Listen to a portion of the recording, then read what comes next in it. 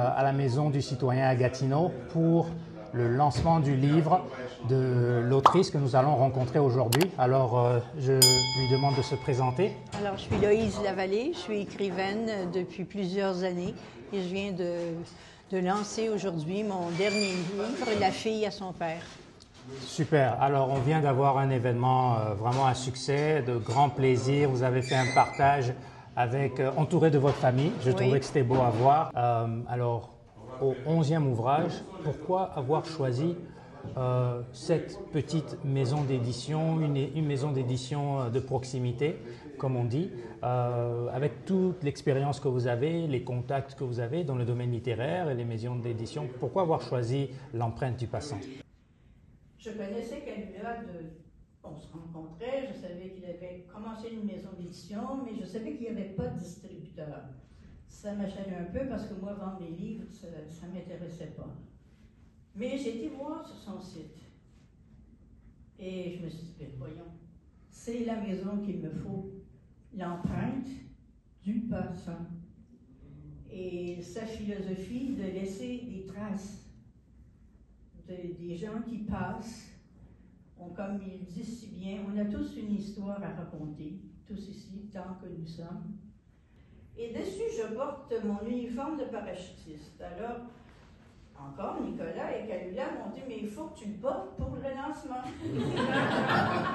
Mais ça, c'est une autre chose que j'ai déménagé, que je ne pouvais pas le jeter parce que c'était trop de souvenirs. Alors, je ne l'ai pas porté chez moi, mais j'ai essayé mon uniforme de parachutiste, et bien, ça ne fermait plus. Alors, aujourd'hui, la personne qui va lire avec moi, c'est ma petite fille, et elle a l'âge que j'avais quand je sautais en parachute. Alors, Léa, tu peux venir?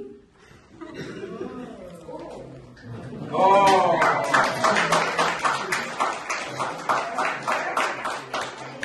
Les hommes volants, je fais partie des hommes volants. Alors, puis, vous voyez la taille, hein? C'est beau. Alors, évidemment, j'avais cet âge-là quand je sautais en parachute. J'étais même un peu plus jeune quand j'ai commencé. Donc, elle a accepté et ça m'a fait un peu plaisir.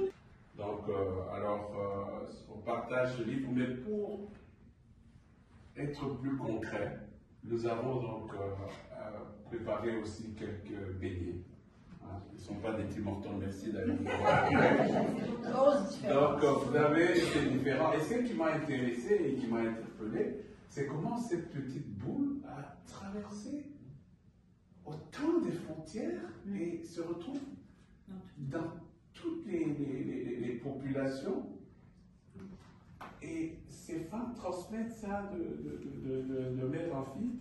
Et il n'y a aucune recette qui se ressemble. Et c'est ça qui était impressionnant. Il n'y a aucune recette qui se ressemble. Donc tout ça encore, c'est pour renforcer la multiculturalité, c'est pour renforcer ce vivre ensemble, c'est pour renforcer cette marche du donner et du recevoir, parce qu'on doit s'enrichir mutuellement. Alors, quelle est une des leçons? Il y en a tellement, c'est un livre très riche, c'est votre vie personnelle, bien sûr, il y a tellement de beaux souvenirs, mais quel est le message, un des messages que vous voulez véhiculer, surtout à vos enfants et vos petits-enfants qu'on a vus aujourd'hui?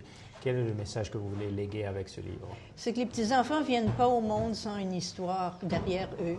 Et j'ai voulu leur raconter qui était leur arrière-grand-père. Oui.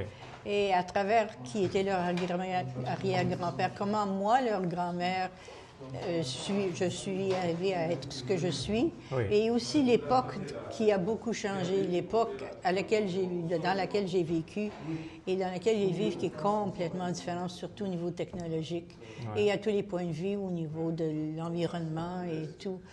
Alors, j'ai voulu, c'est ça, leur montrer la continuité, qu'elle est-elle bonne ou mauvaise? Est-ce qu'on s'en va vers le mieux, le pire? On ne le sait pas. Oui, au moins ils ont vu et c'est à eux d'en tirer les leçons. Oui. Très bien. Encore une fois, félicitations pour le livre et merci de nous avoir accordé quelques minutes. Et merci de votre attention.